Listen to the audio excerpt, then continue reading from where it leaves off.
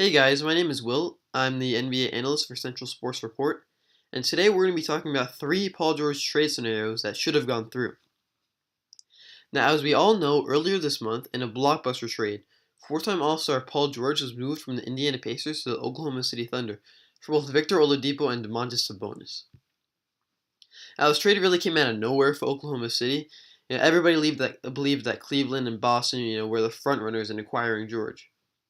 And I think the basketball world agrees that Indiana definitely could have and should have obtained much more value for George's talents. Three teams offered a lot more than OKC did, but for one reason or another, the trade ultimately did not go through. The first team that offered a lot more than the Oklahoma City had was the Portland Trail Blazers.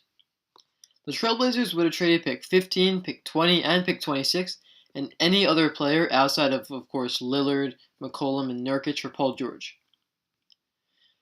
There is no doubt a core consisting of those three and Paul George would be at the top of the league, competing with the likes of Golden State, San Antonio and Kawhi, Boston, Houston, and of course Cleveland. Now Portland instantly becomes a powerhouse with the elite scoring ability George brings to the table. With George on the team, the Blazers finally received that forward they've been looking for ever since they lost Nick Batum to the Hornets.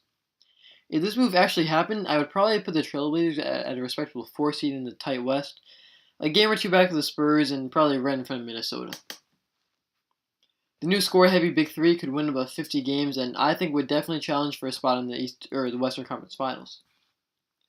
I think Lillard and Paul George would click very well together. Lillard drives to the paint, kicks out to Paul George, sinks the three. I think that's a perfect duo right there. They're both ball dominant, but I think it would work out.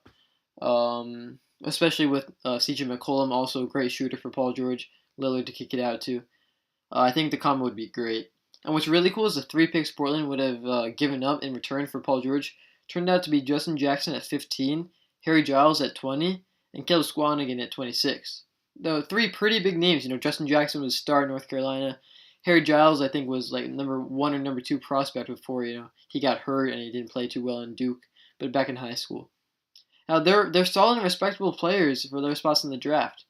I think those 3 rookies and a player of Indiana's choice is a much better deal for the Pacers than what Oklahoma City offered, which was expensive Victor Oladipo and really a young and inexperienced Sabonis.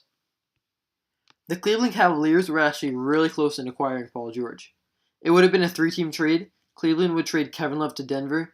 Denver would then trade Gary Harris and a couple other unnamed pieces to Indiana. And Indiana would trade Paul George to Cleveland. This all happened during draft night. Paul George and Kevin Love easily could have switched teams if it wasn't for Indiana's GM pulling out at the last minute. After a verbal agreement seemed to have been reached, Indiana pulled out after insisting they receive an unprotected Cleveland pick rather than a lottery pick, which I don't really see a difference there. Cleveland's not going to be in the lottery in the next 2 years, so I don't know why both sides would insist. George would have been a great fit in Cleveland, I think. The Cavs are looking to build a new look team to compete with the new look Kevin Durant-led Warriors. George's defensive abilities, I think, would have slowed down Durant in that finals. We saw KD and the Warriors, especially KD, they obliterated the Cavs. They didn't really have any chance, slowing down the offense. I think PG definitely would have put up a fight. And I think he would fix Cleveland's biggest weakness, which is scoring while LeBron James is off the court. Last season, the Cavs ranked number 1 in offensive efficiency while LeBron was on the court, but they fell all the way down to 23rd while he took a rest. George definitely, would have lifted that second team, Cleveland's bench to a respectable degree in efficiency. I think, therefore, lifting the load off of LeBron's shoulders. Moving to Kevin Love and the Nuggets, I don't think Paul Millsap would have signed with Denver, if they had Kevin Love. Love, I think, is a much better scorer than Millsap, so I think it's an upgrade. He receives $9 million per year. And I think Jokic and Love would be a scary duo. Do it all big because they can shoot, they can score in the paint. I think the Denver would definitely compete for a home court advantage in the first round of the playoffs. Even though this trade would have made the NBA much more interesting, I don't really blame Indiana for pulling out of it. Gary Harris is a great shooter and all, but really he's not much more than that. Although Love in Denver and George in Cleveland would make NBA fans shake with excitement, declining this trade I think was the best option for Indiana. Out of all of the teams that offered Indiana trades, I definitely think Boston trade had the greatest value. Boston would have traded Jay Crowder and Avery Bradley, two solid starters, and then 3 future first-round picks, excluding Brooklyn's 2018 pick, to Indiana.